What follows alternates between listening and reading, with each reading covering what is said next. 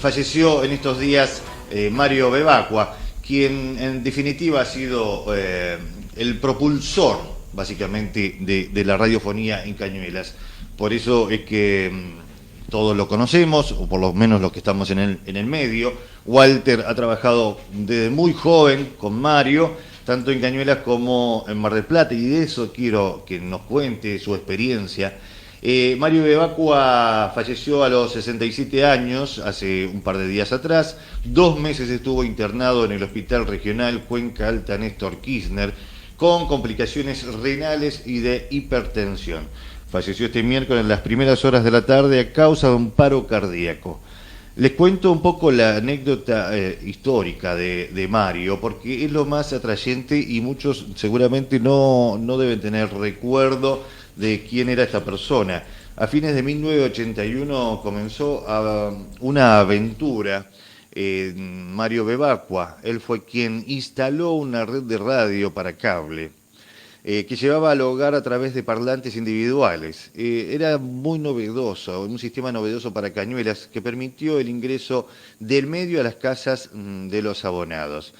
Algo que siempre me llamó la atención era un parlantito que sonaba muy, pero muy bien en ese momento para que te llegara la transmisión de la radio durante las 24, no era 24 horas, era durante el día. A las 10 de la mañana siempre había un cuento de la Andricina. Entre marcos de noticias, de información, cuando sonaban los bomberos, te decían las cosas. Así arrancaba la radio en Cañuelas con un parlantito que vos tenías que levantarle el volumen o bajarlo, ¿no? Todo por cable. Así que para que llegara a tu casa, evidentemente había que cablear, ¿no? Había que cablear bastante, había claro, que, justamente. claro. Y siempre la anécdota está porque, o me acuerdo, porque mi abuela, desde donde estaba el local de él, vivía a 3 cuadras, ¿no? Entonces tenía ese parlantito en su cocina. Una evolución de las famosas propaladoras que había antes, ¿no? Claro, la Con verdad los es que no sé parlantes. cómo harían, porque básicamente el parlantito estaba en la cocina y ya de movida para llegar a la cocina en estas casas del centro, pero que son de las viejas casas de antes, Sí. tenías que pasar por toda una galería, 3 habitaciones, es decir, Claro, toda una instalación. toda ¿no? una O sea, instalación. por eso te digo, claro. Y no es como ahora que vienen los muchachos del cable y te pum pam pam y te lo pasan por arriba y te hacen un agujero. Ahí no, nada, todo eso. Bueno, la anécdota era que siempre cuando yo llegaba a visitar a mi abuela a las 4 o 5 de la tarde para tomar 2 mates, era el clásico cuento que contaba la Andricina, eso me lo hacía a mí. Entonces, en esa parte de la historia, estamos hablando de 1981, Mario iniciaba, por eso digo que es precursor de la radiofonía, esta idea, ¿no? Luego, por primera vez la radio local, aunque aún en un estado embrionario, pudo tener esa cuota de intimidad que en parte es su esencia. La señal que era transmitida del local de la calle Libertad entre 25 de Mayo y del Carmen. Había 2 localcitos muy bonitos, uno era ese. Tenía una calidad envidiable el sonido, eso es verdad. En este proyecto participaron muchos de los que más tarde escribirían parte de la historia de la radiofonía local. Por ejemplo, Mario Castelló, que en ese momento era operador, hoy es el dueño de esta radio de Libertad. Gloria Farías, Andrea Usal, Daniel Roncoli, bueno, hoy presidente del Club Cañuelas, bueno, las demás personas también reconocidas de la ciudad, otros por seguir la parte artística, otros por tener otras profesiones. Diego Villalba, que fue un hombre que es parte de la historia de Cañuelas. En un momento tendríamos que pedirle a Daniel que nos haga un repaso también de Diego Villalba, un gran relator de fútbol, pero también un gran referee, donde se hacían programas, donde se hacían campeonatos de mucha gente, un papi fútbol en el Club Cañuelas, me acuerdo, donde también participaba quien fue intendente en su momento, Domínguez, el Potro Domínguez, que en esa época ya peleaba con todo el mundo, después tuvo algunos traspiés, pero la gente lo recuerda por su gestión de gobierno y por jugar al fútbol y tener también en ese momento también su carácter. Bueno, Diego Villalba podía poner en en órbita cualquiera. ¿Por qué? Porque medía 2,5 metros Diego Villalba. Y era grandote, era gordo, ¿no? Pero mucha agilidad. Iba y venía, de línea a línea, o de arco a arco, dirigiendo los partidos de este Papi Fútbol. También, bueno, Diego Villalba fue un gran relator de esa época en esta radio. Luis Abdo, obviamente, conocido de nuestra ciudad, que ha transitado la radio con mucho amor durante muchísimos años. La FM presentaba innumerables ventajas en relación con el resto de los medios. Permitía una expansión masiva de la señal. Con los equipos de la época se podía cubrir un par de kilómetros a la redonda. En esa época, obviamente, ya la FM, lo que hoy conocemos como algo habitual, 2 equipos, M31, antena, en ese momento era algo impensado y realmente era algo que podía cubrir la necesidad de todos los cañuelenses, por lo menos del centro, porque en ese momento ni siquiera se pensaba. Obviamente, como no había muchas frecuencias, una radio podía llegar a largos kilómetros, unos cuantos kilómetros, así que podía cubrir bastante Cañuelas. La Bebacua comenzó a transmitir por aire con la sigla que le otorgó el Confer en ese momento, hoy ya se llama de otra manera, y le dio el número LC5, y era una clave que arrancaba siempre las señales, LC5 radioemisora Cañuelas. La programación de la radio se expandió y llegaron programas mucho más recordados. Comenzó con la transmisión de los partidos del Cañuelas Fútbol Club. También era todo un tema, ¿no? Transmitir los partidos en esa época. Con las voces de Tincho Roncoli, quien estamos hablando, Daniel Roncoli en ese momento, Jorge Iraola y Marcelo Ponce. Todos conocidos, ¿eh? Información rural con la conducción de Juan José Íñiguez. Ya en ese momento Juanjo hablaba del campo.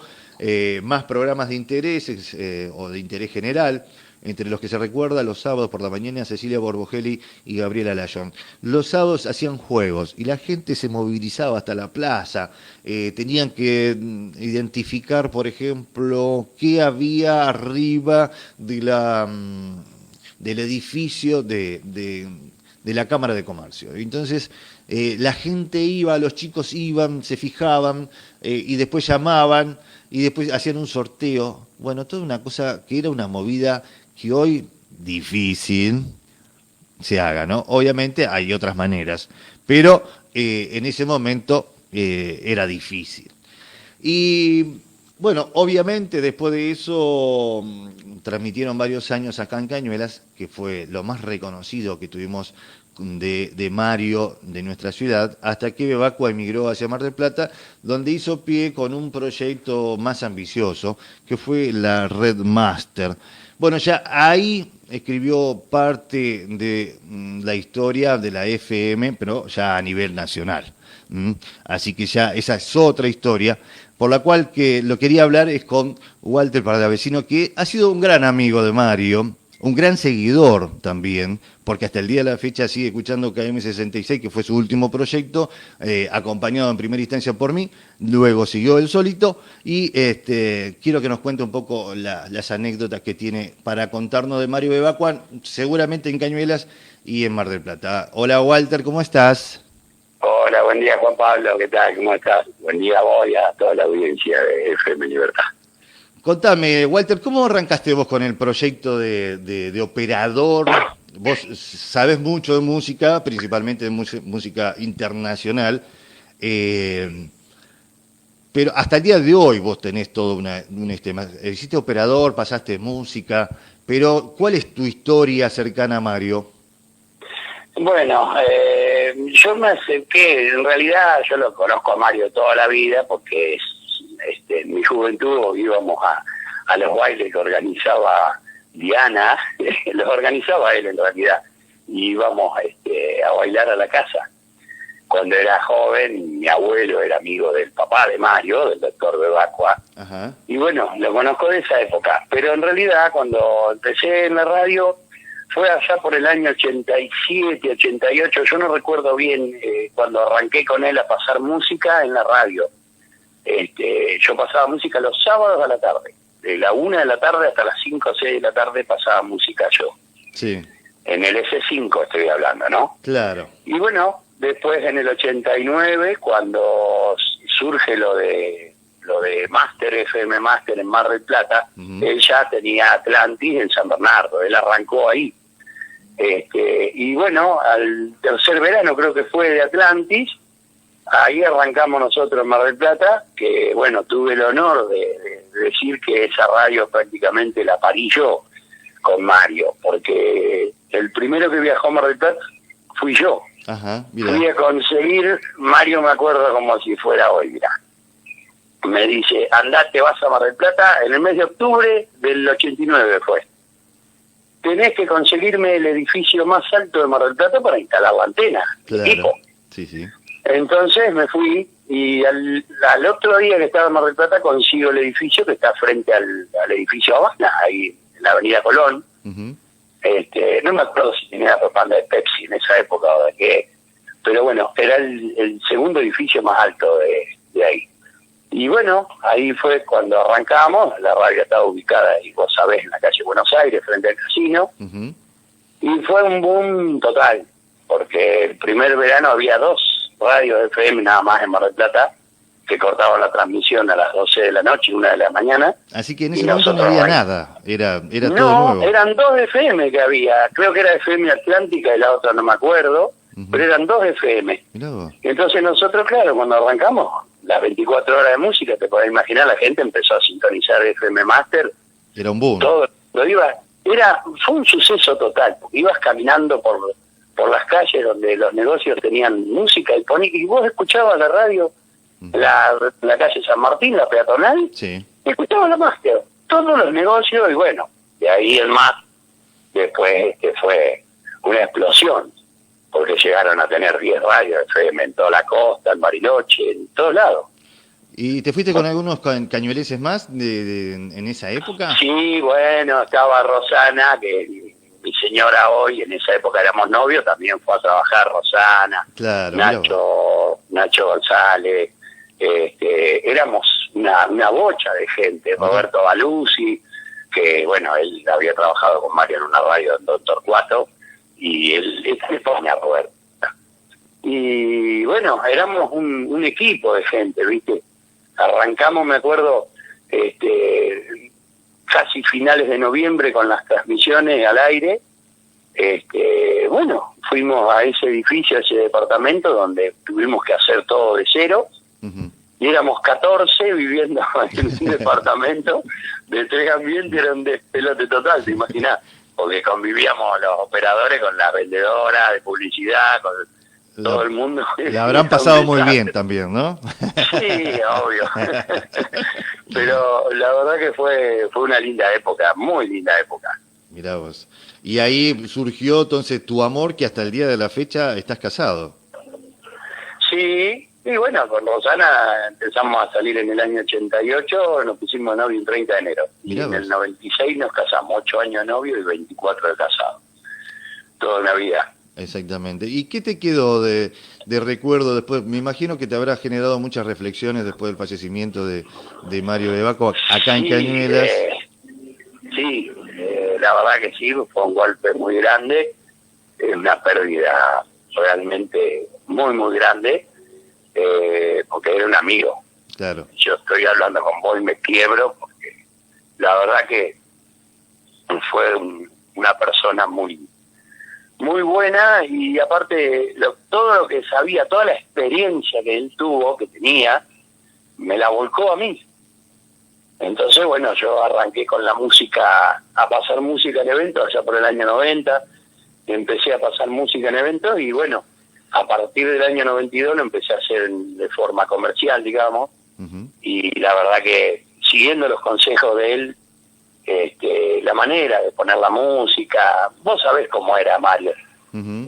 y yo le seguía los consejos al pie de la letra, era un ladero, viste, que él me decía, vos tenés que hacer esto, y yo lo seguía al pie de la letra. No te podías correr porque ahí sí venía el resto, ¿viste? Ajá. Sí, sí, sí. Y sí, acá en la LC5 se formaron todos los chicos que que iban a las chicas y los chicos que iban a pasar música. Fue Diego Sabilbaso también conmigo en una época, Silvita Bell, ¿cómo es? Sandrita Bell, creo que era, no me acuerdo el nombre.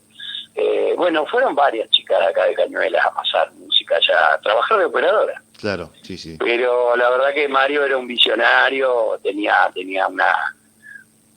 eso de, por ejemplo, la música que vos ponías en la radio era todo nuevo y todo internacional, obvio. Música en castellano, vos sabés que no se pasaba. No.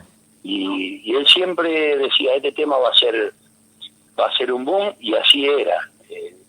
Por eso siempre le seguí todos los consejos a rajatabla, ¿viste? La palabra de él era palabra santa, ¿viste? Claro.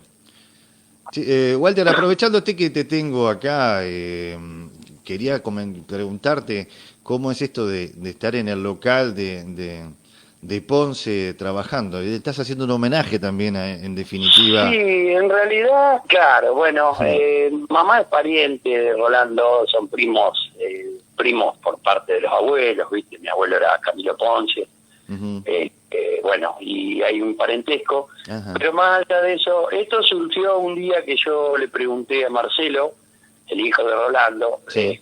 Lo encontré en la calle y le pregunté, cuando me enteré que estaba cerrada la peluquería, si no me querían vender el sillón de Rolando. Sí. Ajá. Y me dijeron que esperara, que no sabían qué iban a hacer, ¿viste? Bueno, y pasó el tiempo, y ahora cuando empezó el tema de la pandemia, sí. el COVID, allá por el mes de mayo, bueno, nada, surgió una charla un día con Marina, la llamé preguntándole si tenía disponible el local, y me dijeron que sí, así que bueno, acá estoy. Aproveché que el local estaba vacío y yo siempre me quería acercar un poco más al centro porque estaba en otro local alejado.